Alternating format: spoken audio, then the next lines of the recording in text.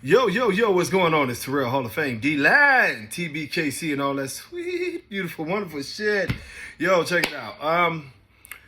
This question, and I've got another video on this, but I understand it's like a lot of videos on this. But we're going to talk about prolapses. And join the damn mentorship program. People, y'all sending me questions. I could give y'all all this information and shit in the mentorship program. Support a brother.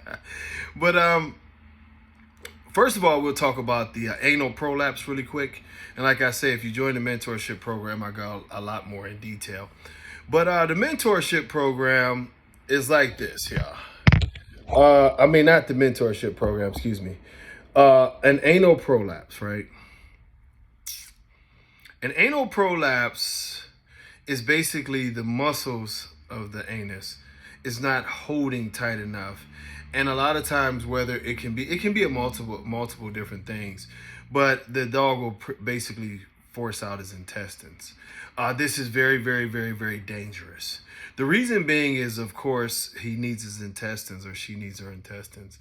And at this point in time, you are against the clock. Now, what I mean against the clock, if the longer it stays out in the air, it dies. This is information, free game. The things you'll need to do, right? First of all, you'll need to clean it off. You know what I mean? If you can't get, the sterile water, you'll, get you some, the best you can. Avion, whatever. If it's something on it, you got to rinse it off. Now, what you need is basically some lubricant, just normal, not no heated shit or flavors for you freaks, but some normal KY jelly. And what you're going to have to do is you're going to have to push it back in. And you may have to push it back in several times before you get it to the veterinarian. Now, I've known for people who have pushed it in and it stays in, but I don't trust that. And this is the reason. You go to sleep at night, you're feeling good about yourself. You push this thing in, your dog pushes it out in the middle of the night. 3, 4, 5 hours while you're sleeping, 6 hours, whatever the case may be of this being out. And we get to a point to where the veterinarian is going to have to cut that part of the intestine out. It becomes a lot bigger of a surgery.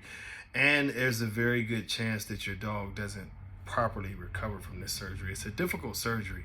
It's a very difficult surgery to deal with. So I would recommend that you guys, now this is one thing I would say. If you have gotten to the point where, and finances do come into play because emergency veterinarians are very expensive. If it's during regular veterinarian hours and they can get your dog in, great. If you have to wait through the night, it's just like parvo. And I hate to tell you this, you're going to need a lot of coffee, but you're going to have to keep checking hopefully you got a spouse and y'all can just keep getting up and y'all can take turns like, babe, you take an hour, I take an hour, you take an hour, whatever the case may be, because you do not want the air to dry that out. It is the same thing with the vaginal. The vaginal is the same process. You want to try to push her back in as good as you can. You want to, same process, clean it, boom, KY jelly, lubricant, plain, nothing special up in there. Get it back in there so you can get to the vet. Now, what happens is the veterinarian will usually give you a couple options. There's the one hook stitching to where they basically are literally stitching the dog's ass and making his butthole smaller so that it can't push out. The best surgery is actually the one when they go in through the stomach and they take part of the intestine and sew it to the rib cages. Therefore, even if pushing, it can't move forward. That's the one that it generally you will never see it come out again. It's generally, of course, it's a little bit more expensive because it's more invasive. The hook stitching to the butthole is just putting the dog down and you don't have to go through the stomach. So but or in the vaginal regions, they do literally just mimic the surgeries. They can go into the female and they can do the same thing to her uteruses to where they're hooking it, to whatever area inside the female and keeping it from pushing out. And now we go to the second part of this. Should you breed these dogs? I would say no. But there is not a lot of evidence that they pass this on to their offspring. With the anals, it's not a lot of evidence that they pass this on to their offspring, but why take chances?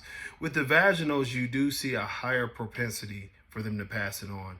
And I think anytime that you have the vaginal prolapses or anything, with the vaginal issues, I wouldn't do it. You know what I mean? You're giving your females in your program a higher propensity to come up with different vaginal issues and, things that you don't want to deal with later on down the line. You sell somebody a nice female puppy, and 2 years later, that's one of the things that happened to me. And unfortunately, it wasn't any other signs of this. It wasn't anywhere in my line, but I do have a gentleman that I have to replace a puppy because his female, end up with an issue, and I mean, it happens. It's going to happen if you're a breeder, but it's definitely something that, since that particular female that threw that dog, I mean, I'm so strict in my program that we discontinued use of her.